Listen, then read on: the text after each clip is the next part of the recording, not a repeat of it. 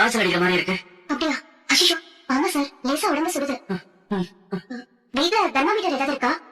நான் நிலா பாப்பாக்காக வாங்கி வச்சிருக்கேன். அந்த பீரோல இருக்குதுமா. ஒரு நிமிஷம். அம்மா சார், சார், உங்க கையை மட்டும். அஷிஷோ, அப்புறம் எப்படி நீங்க மாத்திரை போடுவீங்க? அது இந்த வாழைப்பழத்தை வாங்கி அதுல மாத்திரை வச்சு அப்படியே முழுங்கிருவேன். இப்போ சும்மா போட முடியாது. சார், ஒன்னும் பிரச்சனை இல்ல. நான் மாத்திரை தரேன், நீங்க வாயை தரங்க, ஈஸியா போட்டுடலாம். சார், ஆக்காட்டுங்க. சார், இன்னொரு மாத்திரை மட்டும் இருக்கு, ஒன்னே ஒண்ணுதான்.